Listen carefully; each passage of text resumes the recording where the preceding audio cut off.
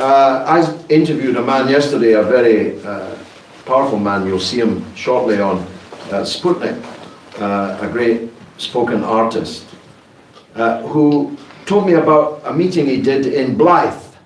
Now Blyth, for those of you who don't know, is a Northumbrian pit village.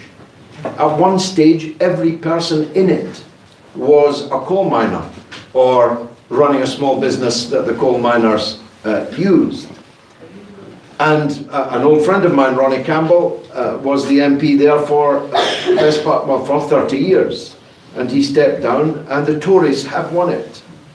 And this man I interviewed told me about the 23rd of December, i.e. 2 weeks after the general election, 2 days before Christmas. He was doing a gig in a club, a couple of hundred people there, and he started to say something about the Labour Party, swearing alert. The crowd, almost to a man and woman, shouted, "Fuck the Labour Party." That's the situation that we have now arrived at in Britain, where working class people feel utterly betrayed by the Labour Party. So we don't think that, you can't, if we stand in elections beyond the red wall or on the red wall, you can't accuse us of standing and letting the Tories in, because the Tories are already in. It was Labour that let the Tories in by their betrayal of working class interests. Sammy. Just a comment, comrade. I mean, George just mentioned about the Shia and Sunni, and the American president will not know what the difference between Shia and Sunni. I'll tell you something, even the public who listen every day to the reaction in the media talk about Shia and Sunni, most of the people in the street don't know what Shia. You know, I actually come across people who ask me, you know, are you Shia and Sunni? And I ask, what is Shiaism? They said, well, I mean, those who kill people.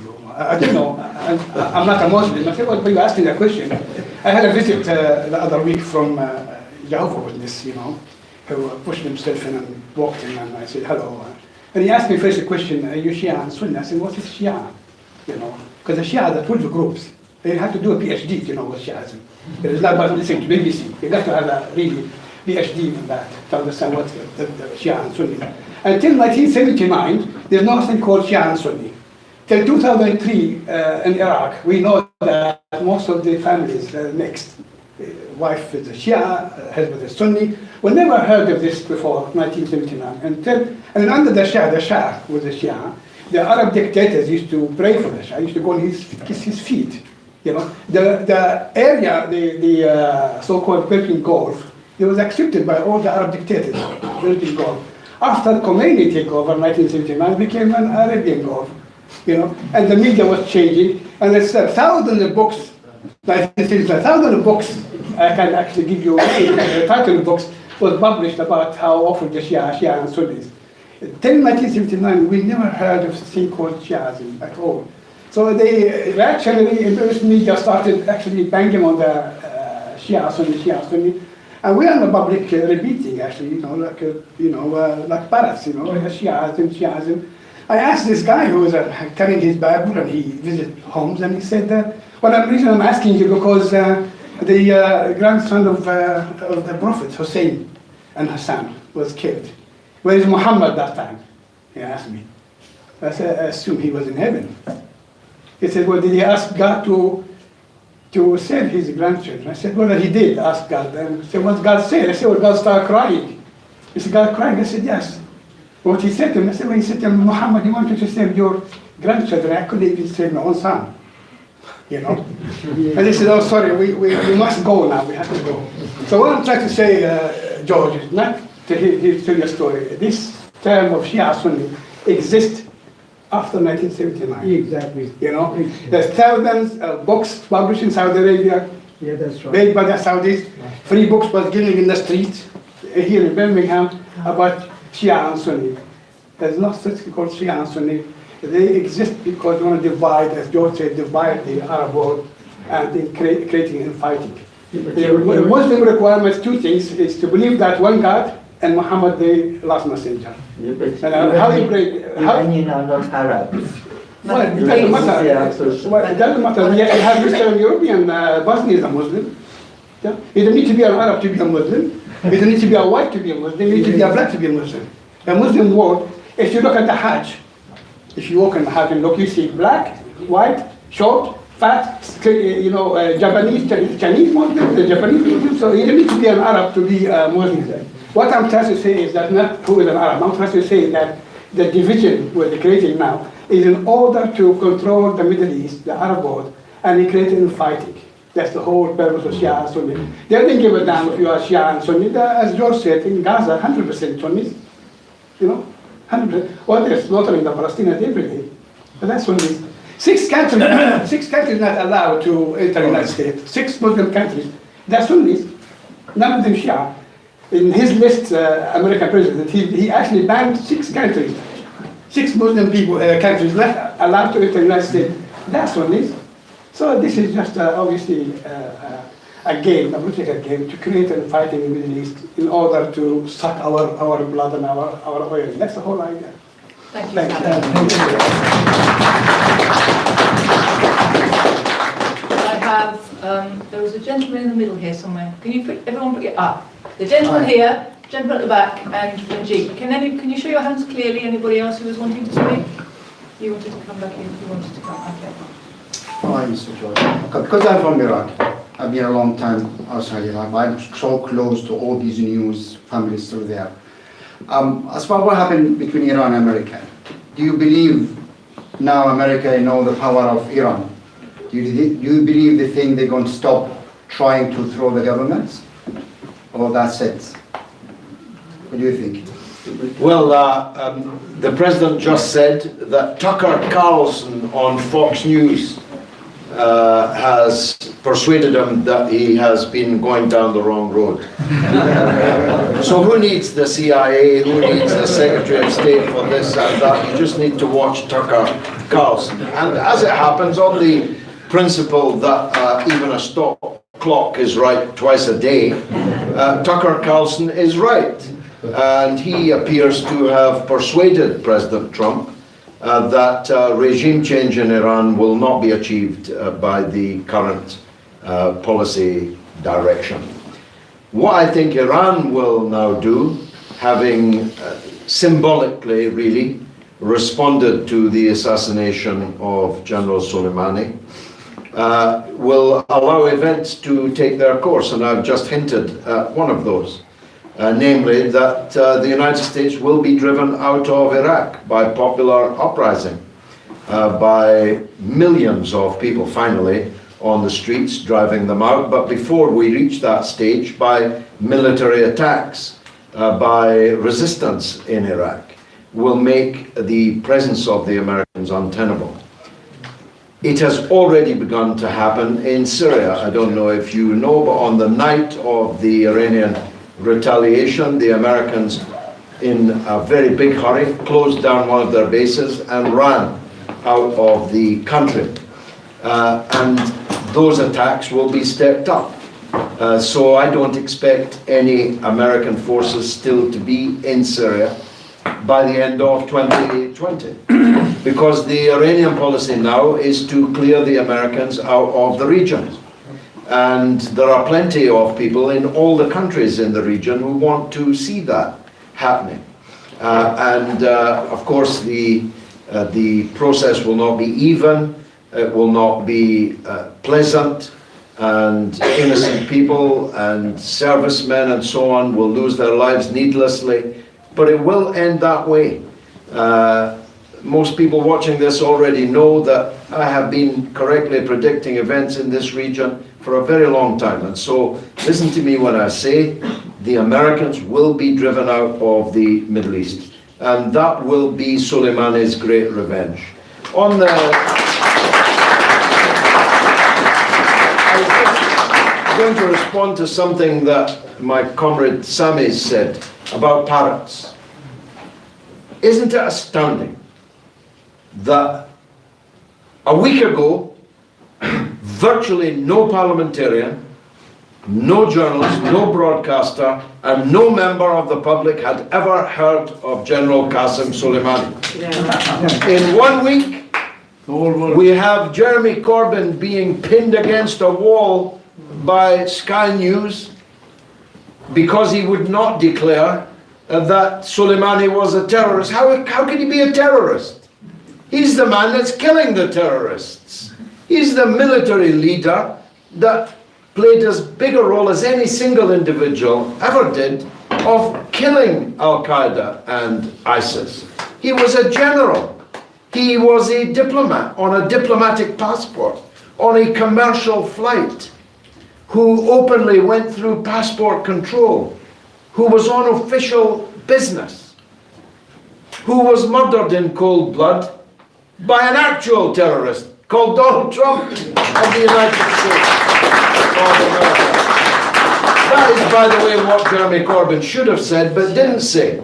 But there's not many good things about getting older, but one of them is that I have lived through now so many of these new Hitlers that erupt in the media, and like 1984, Orwell's 1984, you're supposed to have 5 minutes of hate about them. It started in my lifetime with Colonel Nasser, the great leader of the Egyptian revolution and the Egyptian people. He was the new Hitler. Hitler on the Nile, because he wanted to nationalize the Suez Canal. Sometimes the new Hitlers get put back on the shelf and left alone for a bit and then taken back down, like Gaddafi, like Arafat to some extent. But I've now been through so many of these new Hitlers, I find it laughable when people that I know, because I know these journalists, don't have the foggiest idea what they're talking about, but they're reading on an auto cue that this guy Soleimani is a terrorist, got blood on his hand. Dominic Raab said he had British blood on his hands. Which British blood has he got on his hands? They said he killed thousands of Americans. Which thousands of Americans? The Americans that have died in the occupation of Iraq were almost all killed by Sunni resistance factions. And so one idiot in the Congress the other day said he was involved in the bombing of the Marines barracks in Beirut in 1982. He was 21 years old or something in 1982. He was still at the university. But you know, this unhinged, mobile, highly mobile hatred of foreigners. My column for RT, it should be out now, is this week focused on the remarks that Trump made that Iran was the enemy of the civilized world. Now, leave aside the idea that Donald Trump represents any kind of civilization. I don't think any man ever in the history of the United States has had a lower cultural level than Donald J. Trump. The idea that he is civilized and the Iranians are barbarians, which is the dichotomy he sought to make, is so absurd. He keeps saying Iran never won a war, but they had an empire that stretched all the way to Greece. Millennia before there were any white settlers in what is now the United States of America. And if he doesn't mean Iran alone, does he mean China, the center of the world for thousands of years? Are they barbarians? Is Russia, the land of Mayakovsky and all the great geniuses, are they barbarians compared to the United States? Did he mean France and Germany that are very unhappy about the attack on Soleimani? Who did Trump mean when he said the civilized world is against Iran? Well, I'll tell you who. There are only two countries in the entire world who support what Donald Trump did in Iran last week. And one of those, under extreme duress, Saudi Arabia is having a collective nervous breakdown of what might be its own fate if war comes to the Gulf. And the other one is Israel. So if civilization is Donald Trump, Netanyahu, and the Bonesaw massacrer, Crown Prince of Saudi Arabia, MBS, God help the world, the humanity is in even bigger trouble than I thought it was.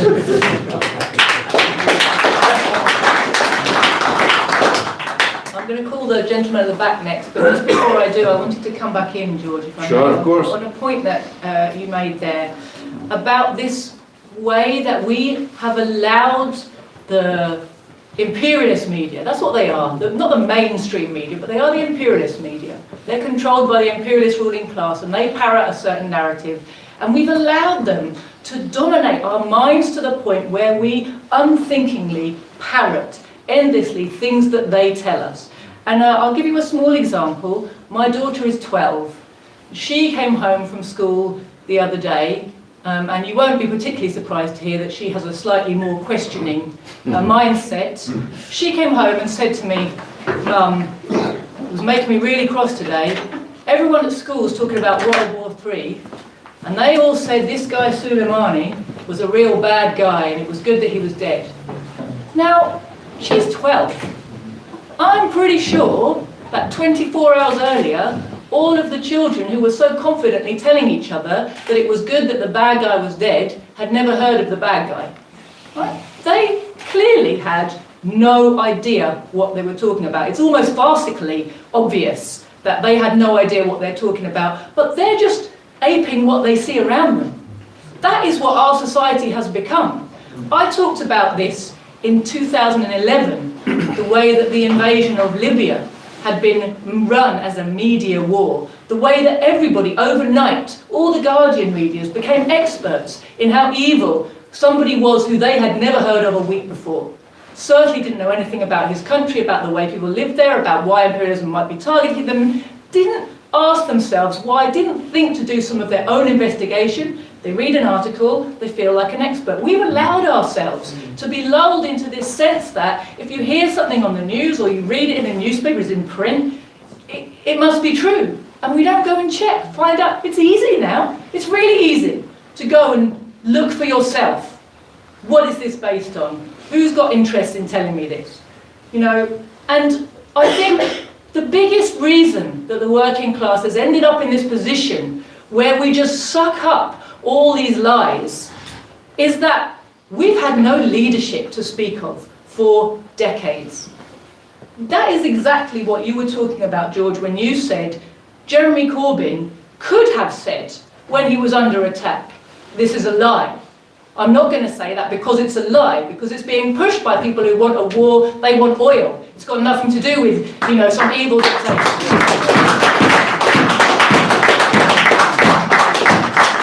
That is leadership.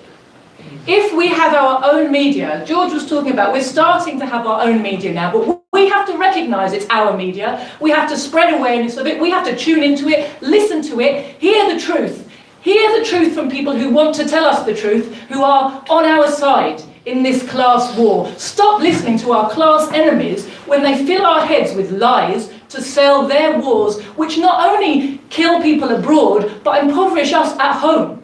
These wars are part of, they're the other boot of imperialism that stands here also. And austerity is the other boot of the wars abroad. We have to understand this, that the people who are being attacked are on our side, the anti-imperialist leadership is on our side, but the rulers who lie to us, they are our enemy. Bravo.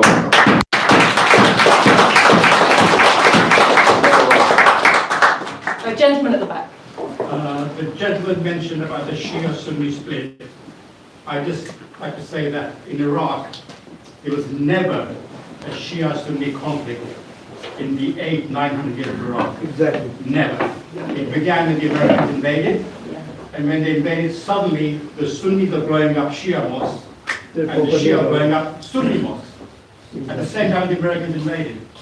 There's a story of two SAS men who were captured by the Iraqi police, and there's a big war like, oh my God, the Iraqi police have captured our brave SAS men, and the Iraqi police said, we've captured these guys because they got wigs and Arabic clothing, and they're going around shooting up mosques. Yeah. This entire Shia conflict in Iraq, at least, was made by the Americans. Just like you should know. Well, that's very well judged intervention. There are theological differences, of course, There are real differences, and there are people who wish to exacerbate them, just as there are extreme Protestants who wanted to march down my street playing orange songs in Glasgow. They used to stop at my door actually and spend quite a lot of time getting me out of bed. But they're not representative of the majority of people of the Protestant faith, any more than the sectarian extremists that do exist on both sides. But the immediate need for these people and these ideas came with the invasion. And in my film about Tony Blair, The Killings of Tony Blair, which is on London Live, by the way, in a week or so, if you haven't seen it, you can watch it on the television. It was a matter of deliberate occupation policy to divide the Iraqis so that their occupation could continue. And that included provocations and agents provocateurs and actual killing and explosions, which the occupation forces were deeply involved in. And it's no surprise, if you read Graham Greene's masterpiece, The Quiet American, much of the story is built around terrorist atrocities carried out by the Americans in Vietnam to blame on the Viet Cong, the Viet Minh that were their enemies. They literally committed terrorist atrocities in Vietnam to blame on one side or the other, to set everyone at each other's throats. We've all found this in our own lives, haven't we? We've all known dynamics where somebody is picking on somebody, and the dynamic is that you've got to keep everybody divided. And in politics, it's even more deadly than that. Thank you, George. There's a gentleman here in the second row. Yeah, I mean, I think George has answered the question already, but I mean, if you can just tell us in your own words, George. I mean, why did they murder the general? I mean, well, my first impression was that they wanted Iran to retaliate, and then that would be an all-out war against Iran. But that doesn't seem to be happening. No. Well, I think the first thing that has to be said is that the murder of General Soleimani, who is a hero, by the way, we have to be clear about this. Soleimani is not a terrorist, he's a war hero. A war hero against ISIS and Al-Qaeda, the kind of people that if they came in here now would remove all of our heads. That's the kind of people he was fighting on our behalf. Well, our government, was supporting the beheaders and the heart-eaters and the fanatics that would have, the black flags of ISIS may well have flown over Damascus and Baghdad if it wasn't for Soleimani's leadership. That counts as a hero to me. He'll always be a war hero to me. Now, the act of killing him was canvassed as far back as George W. Bush. Even George W. Bush was not stupid enough to agree to killing Soleimani. Now that speaks volumes to me. Bush took one look at this option and said, nah, that'll cause far too much trouble. Obama was offered the same option, and he also turned it down. Even Trump was offered this option back in June when Iran shot down an American drone in Iranian airspace, if you recall, just before the brief tanker war. And Trump turned it down. This time, he accepted it. And Pompeo, who'd been pushing for it for months, was surprised that Trump agreed to it. More fool Trump, especially as all it appears to have taken is tuning into Tucker Carlson on Fox News to set him right. If only he'd watched Tucker Carlson the week before, we might not have reached this situation now. Could I just see again a show of hands who wanted to speak? There's a few people who wanted to speak again. Yeah, I'm going to take Ranjit. Thanks, Ricky. George, thank you so much for coming and putting on this meeting. Jyoti, it's great to be here with all of you. What is really refreshing to see is actually what public opinion is, as opposed to what we're told public opinion is. I think you mentioned already the role the media has to play. I'm not going to recapitulate everything you've said about imperialism. I think that's the key to understanding this, as so many conflicts in Iraq. I don't think there's anything natural about the fact that there are 8 billionaires in the world who own between them as much financial wealth and have as much power, more power, than half the planet's population, 3.5, 4 billion people. It's the economic system that perpetuates that dictates most big decisions in our lives, from which schools are being shut down around us, which schools are good and bad, whether or not I can get my operation in a timely fashion on the NHS, and whether or not we're fighting certain wars here or there. Who is our enemy, who's our friend? What is a democracy and what isn't? Because of course it's not just Muslims, it's not just the Middle East. America is a global superpower that has abrogated itself the right to have an army which doesn't just have 1, 2, 3, 4 divisions, divides itself up according to the continents of the world.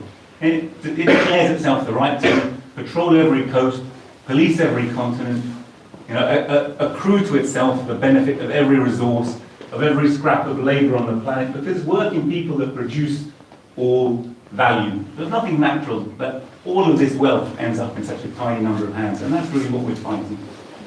But when it comes to this current conflict, it's really refreshing to see that actually when you say the emperor's wearing no clothes, when you say you don't agree with the war, when you think it's unjust, you're not alone. It's in fact a majority opinion. So it's wonderful that you can call on and get a large number of people here to come and share that opinion, to declare our solidarity really with the people of Iran who are under this totally unjust, illegal pressure. Not just in terms of this horrible assassination of someone who George, I think, quite rightly characterizes as a war hero, but the whole sanctions that Iran finds itself under, the whole illegal way that US unilaterally pulled out of a deal which had been brokered in order to actually stop those sanctions. Mass sanctions are a weapon of mass destruction. They were used against Iraq to devastating effect. I still remember very clearly Madeleine Albright, after years of these damaging sanctions, were killing literally hundreds of thousands, perhaps 500,000 Iraqi children. And she was asked the question, do you think this is a price worth paying? And she said, yes, it's a tough decision, but it's a price worth paying. It's perfectly all right for the United States, through its sanctions, through its economic wars, to destabilize countries, to change the governments. They don't just do it by saying this guy now. They're doublespeak. The 1984 doublespeak is so apparent, and that's apparent in all their regime changes. But if you want a really flagrant example, Venezuela is very close to the United States. They talk about democracy. There's one president who is elected by a mass, overwhelming, mandate, Nicolas Maduro. He's someone who wants to nationalize and continue to nationalize the wealth of that country and give it to the people. So they actually turn up and appoint someone who has never even run for president's election and say, this is the real president of your country, John Guaido. This is what we're dealing with. So, George, I want to support everything you said. Jyoti, thank you so much for chairing the meeting. I think it's a fantastic event. I hope everyone here will get involved and try and build this as a movement, as an organization, because it's so desperately clear, that the BBC's got a mantra. It never admits that it's lying. It always talks about objectivity, it always talks about truth, it always talks about impartiality, but it's a very joined up and sophisticated war propaganda that makes me feel, when I listen to it, I'm so isolated, I'm all alone. It's just not the case. That's one of their great assets. And I think the more we come together, build alternative media platforms, I think, George, your show, Mother of All Talk Shows, has been a revelation to me as I've started to watch it more and more and more, with fantastic interviews, fantastic information, a really excellent policy of clearly bringing a platform, bringing lots of people together with an understanding that the world doesn't have to be this way. That actually working people do have power to change things. And I just want to thank you for holding this meeting and thank everyone for coming.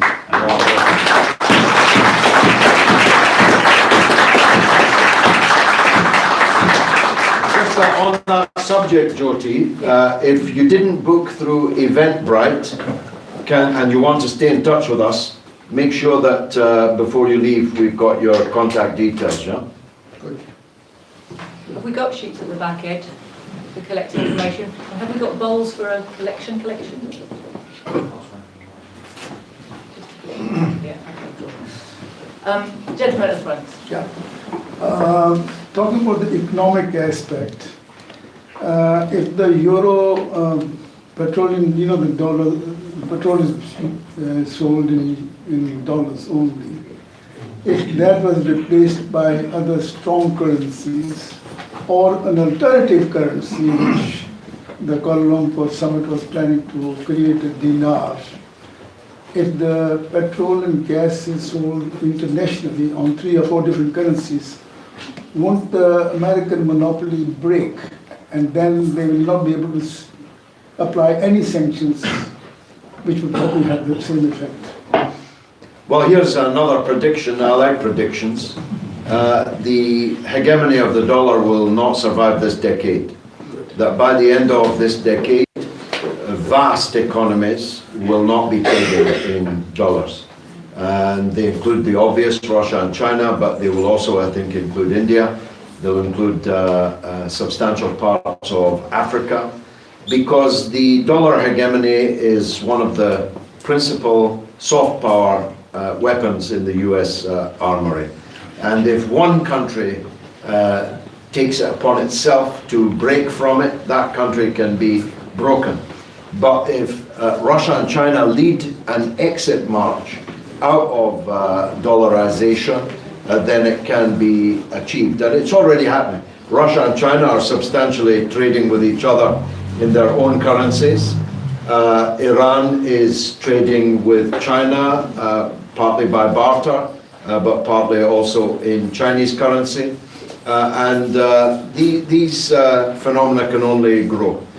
And in conjunction with it's the same issue, the dollar pricing of oil is one very big part of this story. But another is the United States control through SWIFT and other international transfers of the money transfer business.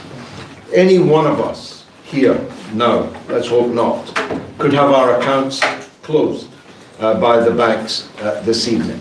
And I've been involved when I was at Press TV. Press TV had £500,000 in the bank, and the boss showed me one night a cheque from the National Westminster Bank for £500,000. The bank manager just gave him a cheque, said, "There's all your money, your account is closed."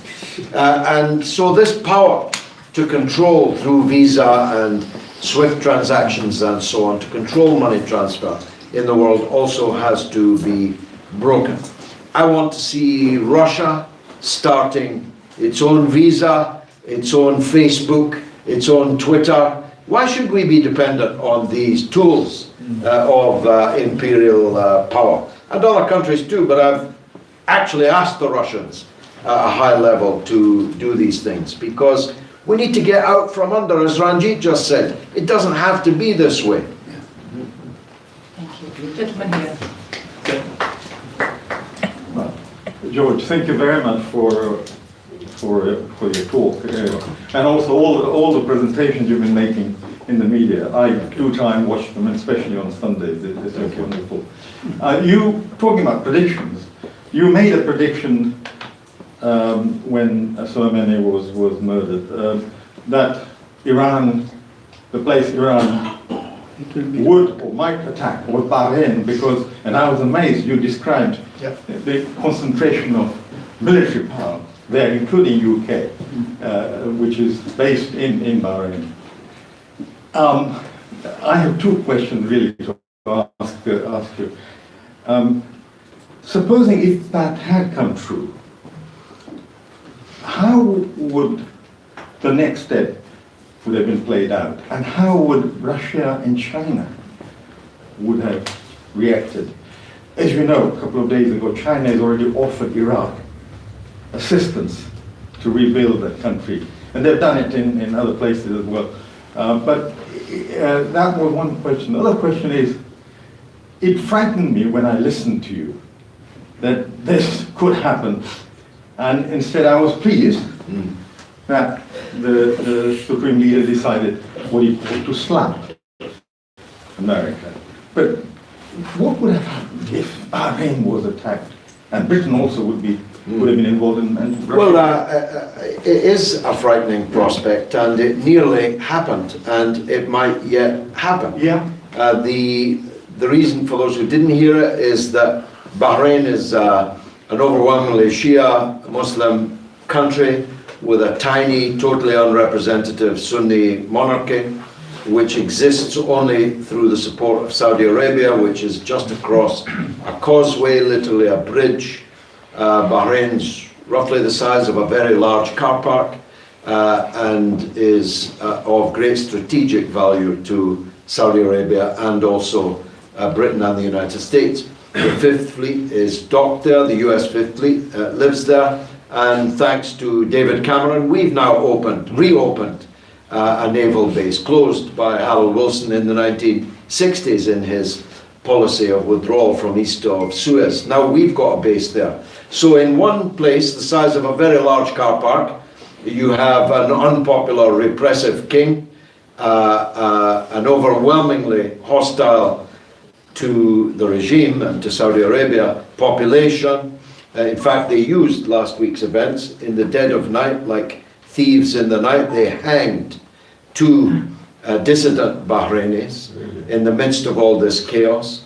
A good time to bury bad news and to murder your political opponents. This is a foul regime in Bahrain.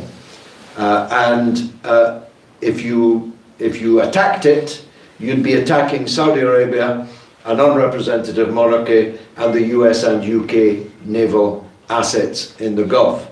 So from a logical point of view, it would have been a target. As it happened, the United States did not respond to Iran's response. But if they had, it's quite clear that Iran had a second plan, a plan B, a second wave of attacks. And they announced the IRGC, the Revolutionary Guard Command, told us what they were. And it was Dubai. Dubai, because the airplanes that US airplanes took off, they thought to bomb Iran. In the end, they didn't bomb. But if they had bombed, Iran would have destroyed Dubai, just like that. All those towers that the barefoot have built in the sky, all these skyscrapers and Hiltons and all of Dubai would have been destroyed at a stroke by Iranian attack. And they would have attacked the Golan Heights, which belongs to Syria but is illegally occupied by Israel. And Donald Trump has declared, as if it's his business, that the Golan Heights is no longer Syrian, but is in fact Israeli. So I'm sure that Iran had extensive plans and the means of carrying them out. And if Trump had responded to the Iranian retaliation, that's what would have happened. Now, of course, it's only off the boil. It's still boiling hot. Yes. It's just been taken off the gas ring for a minute. And let's hope it stays off it, but if it doesn't, then the world is in for a very, very bumpy ride. But George, the question was, are you picking up any intelligence or feedback? No. What is the Russian position and Chinese position? Okay, yeah, if we went to the next Sorry, step? I forgot to deal with that. But first of all, I'm not picking up any intelligence, otherwise you'll get me arrested as I do. This, what I'm saying, comes from a lifetime of involvement with the Arabs, 45 years of involvement, more actually now, 50 years nearly of involvement in the Arab world. So I know what I'm talking about, and I also have an interest in military affairs, so it's a matter of simple logic. No inside information. There's a difference between Russia and China. Russia is much more robust and forward about its foreign policy positions. It doesn't make them rashly. but when it makes them, it keeps them. So, for example, Russia has, as the Soviet Union did, a close alliance with Syria, and they would never allow the Syrian government to fall and Syria to be conquered by foreigners. They would fight a war to defend Syria. They would not fight a war to defend Iran. And if that's the Russian position, you can be sure the Chinese is more moderate still. China is a sleeping giant, but it has begun to waken up, and particularly in the Middle East, because a lot of these so-called jihadists, I don't like to use that word because there's nothing holy about what they do. These so-called jihadists, many of them are Chinese citizens, and China knows that it will one day have to fight them back in China. In fact, a huge number of them are Chinese citizens, thousands of them. And so China has begun to take a more proactive role in foreign policy generally, in the Middle East in particular, and the day will come, hopefully in our lifetime, when nothing will happen in the world without China agreeing to it, because China is the greatest country in the world, and it will soon have a political and military capability commensurate with its economic power and the size of its population. That day will come, but it hasn't come yet, but we're getting there.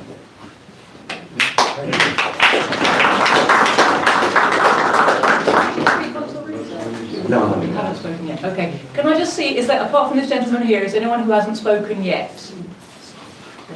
Okay, so this gentleman, then a gentleman at the back, and then I think we're probably going to call it a night after that. Thanks for your time today, and thanks for bringing me here. It's the first time I'm attending such sort of event, and it's great to hear. I think everybody's against war.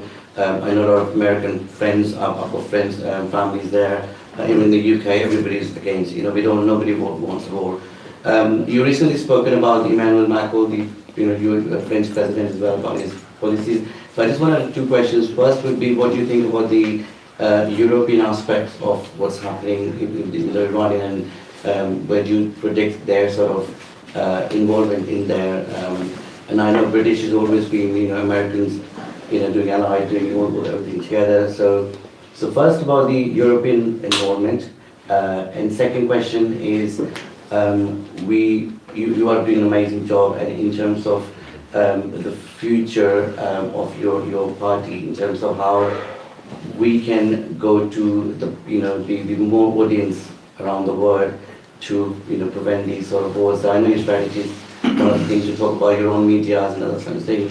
Why not we just go towards like Sky and the bigger media and get showing the real picture of what's happening around the world? Okay. Well, first of all, it isn't bigger. As I told you earlier, my audience is bigger than Sky's, bigger than Channel 4, bigger than The Guardian, bigger than The Independent. So I'm not going to waste time trying to convert them.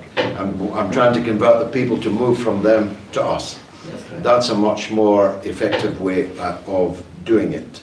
The European position is increasingly estranged from the US, particularly Germany and France. Some of the former socialist countries in Eastern Europe are more inclined towards the US.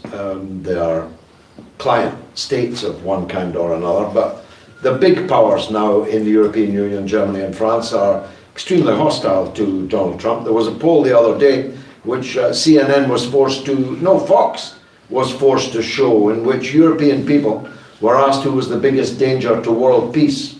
And 7% of them said Kim Jong-un, and 41% of them said Donald Trump. And that is, I think, the prevailing feeling amongst European people everywhere, including here in this country. But just like China, Europe has a cultural weight and an economic weight, but it doesn't have very much political weight or will.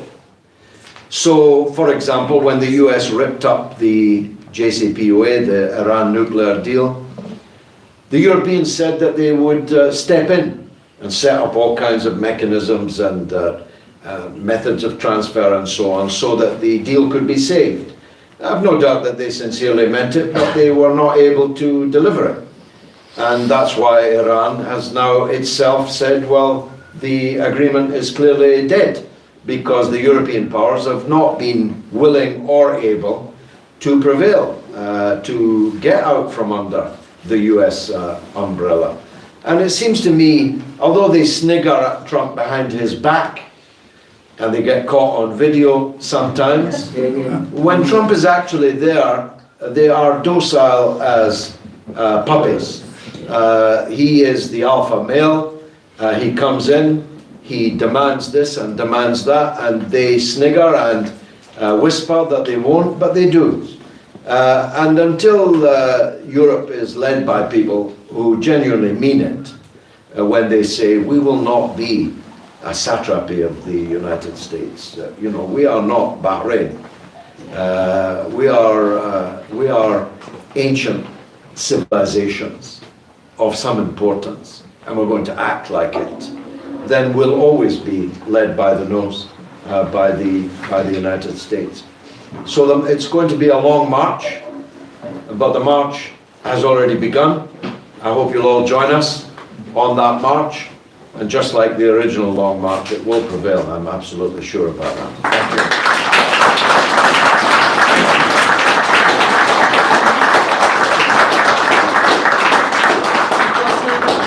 you. Last contribution from the floor from the gentleman at the back there. Yeah. Yeah, I was going to say, as someone who was actually only 6 weeks ago, or 7 weeks ago, before last time, but it was actually in Iran. Okay, to actually see what the country was like after the 2 months of after the many months of sanctions, I could see that it was still very much an intact society. You know, it still functioned for all the certain instabilities, but I do honestly think that if there was one historical event that may possibly make the US confident to maybe attack it, and that was the invasion of Iran by Britain and the USSR in the Second World War. How is it different now? I mean, obviously you've got modern technological warfare, but what were the circumstances that allowed them to conquer, or at least subjugate Iran then? And what's different about it now? When did they subjugate Iran? Well, I don't know if they subjugated them fully, but I know that they overthrew the government of that country, even though they declared neutrality. Sorry, I've got you. Yeah. Well, of course, we've now had 41 years of the Islamic Revolution in Iran, and the revolution is still extremely strong. As they showed in the last few days, they even have conventional military capability of a high order. Iran is the first state to bomb an American base since the Second World War.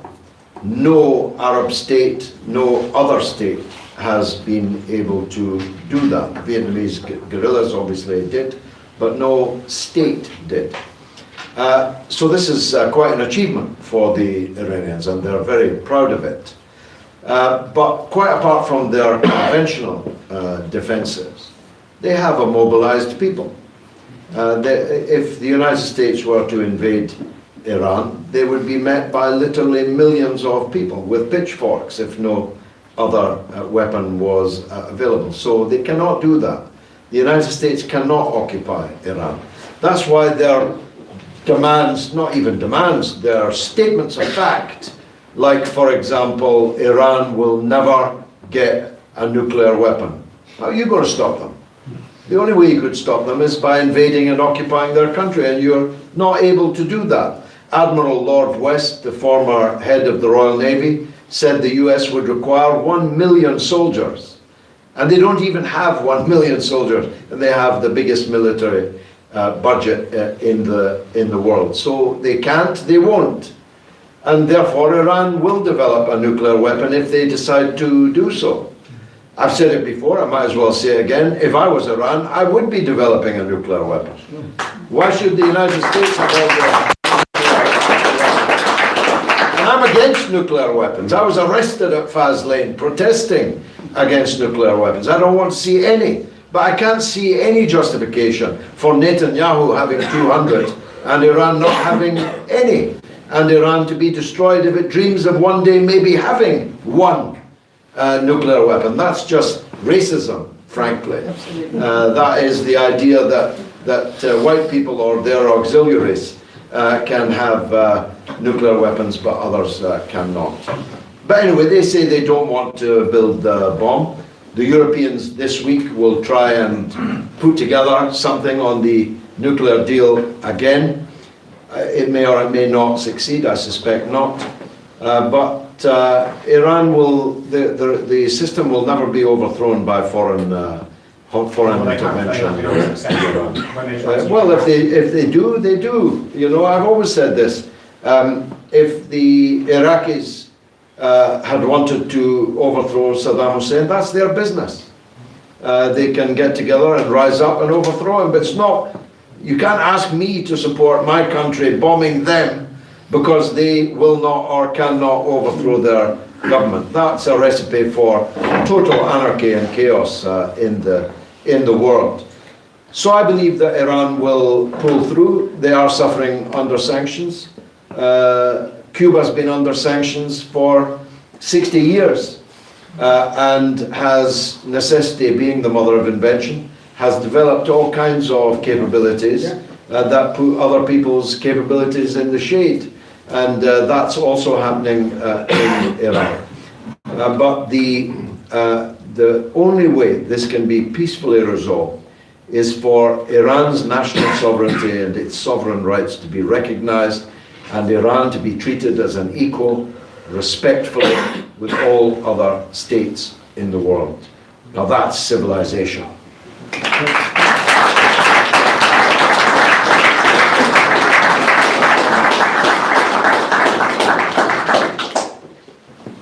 I mean, I'm not invited, but there's no reason why you shouldn't go. There is a protest tomorrow outside Downing Street at 12 o'clock till 3. 12 till 3, meeting at Downing Street. George, you want to say a last word before I say something? Literally only a few. I mean, I think this has been a terrific meeting. It's restored my faith in Eventbrite because almost as many people are here as said they were going to be here. And I never believed that. So thank you very much indeed for coming. I hope you'll stay involved with nogulfwar.org, and if you've been persuasive, you'll take a look at the Workers' Party on Twitter and online. It's workerspartybritain.org or at workerspartygb on Twitter. And we hope to see you again in the struggle. Thank you very much.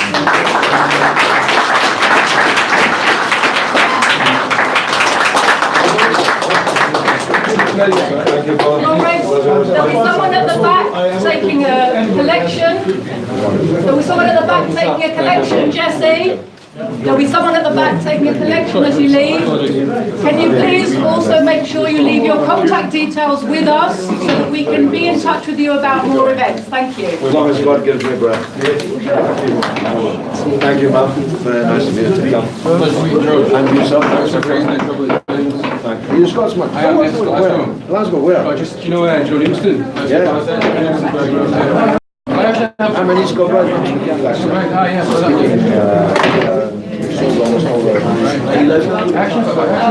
No, I have been at the moment.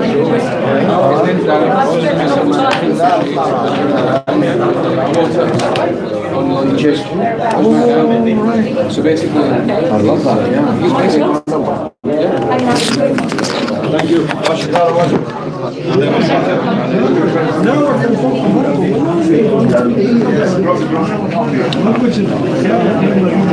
No.